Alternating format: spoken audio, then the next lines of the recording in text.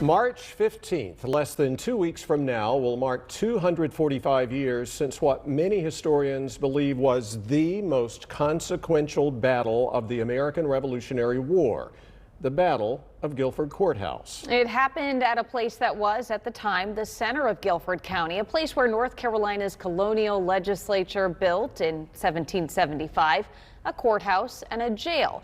That complex and the surrounding community became known as Guilford Courthouse. And now, as we celebrate the 250th anniversary of what happened 5 years before this battle, the signing of the Declaration of Independence, we focus on the key figure in that battle, a man after whom North Carolina's third largest city and many other places are named.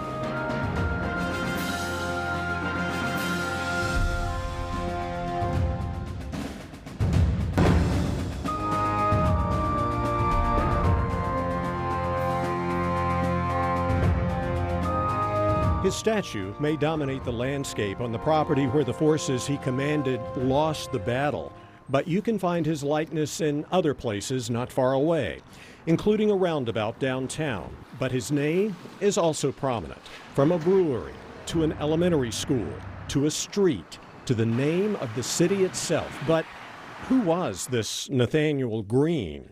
Well, we know he was born in 1742 in Rhode Island. His family was Quaker, the Society of Friends, a religion that ironically considered violence, including war, unjustifiable. And that wasn't all. At the time that he was living as a young person, Quakerism in North America was undergoing a reformation.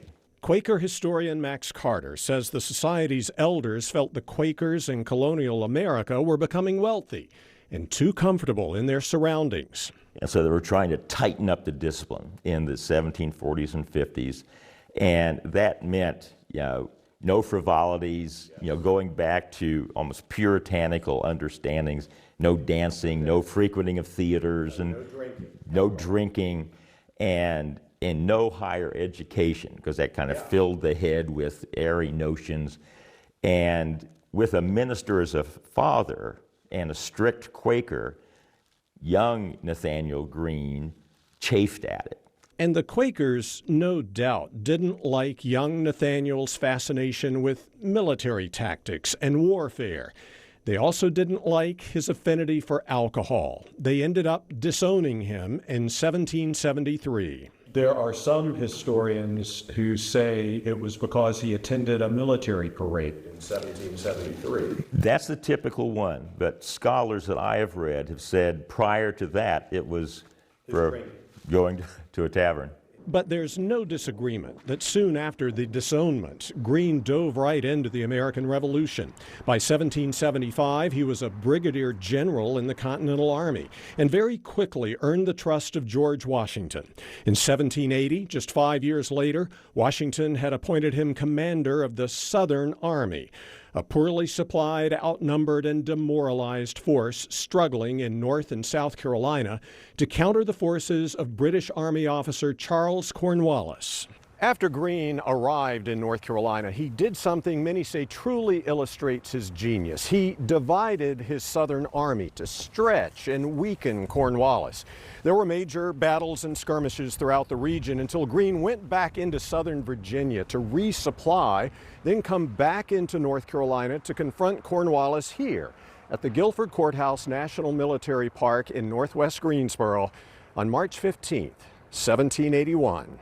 And as these reenactors demonstrate every March 15th in the park, Cornwallis's forces forced Greene to retreat. But during the battle, Cornwallis lost 25% of the Southern British Army, an army now rendered so weak, the British ended up surrendering 7 months later.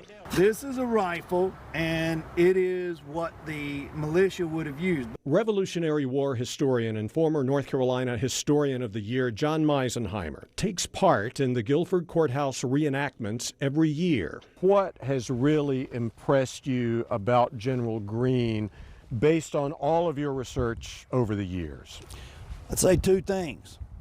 One, George Washington said that if anything happened to me, his direct recommendation to Congress was General Greene to replace him. Second, on this monument here, you have a direct quote from General Cornwallis.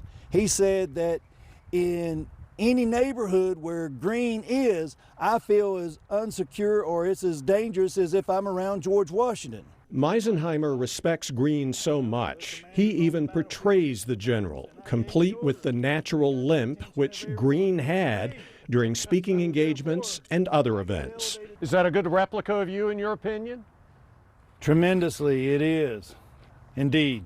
I wanted to ruin Cornwallis here. I wanted to have my fields of glory here. I wanted to be the victor. But you cannot predict at the onset of any battle the outcome of a battle. What are your feelings that they decided to name North Carolina's third largest city after you? Thank you for not naming it Cornwallisville. Although they did name a street after him here. Well, that is just a street. I lost, but I still have the town named after me. That is speaking volumes that Cornwallis was not as successful as he thought he might be. And the legacy of General Nathaniel Greene lives on. After the war, General Greene returned to private life, settled on a plantation in Georgia, and died of heat stroke in 1786 at the age of 43. His remains are buried beneath a monument honoring him in Savannah, Georgia. The new county seat of Guilford County was established on March 11, 1808, nearly 27 years after the battle, in the new geographic center of the county. County leaders obviously respected Greene's accomplishments enough to name the new town Greensboro. By the way, at least 18 counties across the country are named for Nathaniel Greene, in addition to 22 cities and towns, including the Greenvilles in North and South Carolina, and at least 3 dozen schools. For more on General Greene, including historian Max Carter's thoughts on how Quakerism influenced Washington's decision to send Greene to North Carolina, check out my special segment on this topic, now available on demand on MyFox 8 Plus and the other Fox 8 streaming platforms. You'll also hear more from historian John Meisenheimer as General Greene.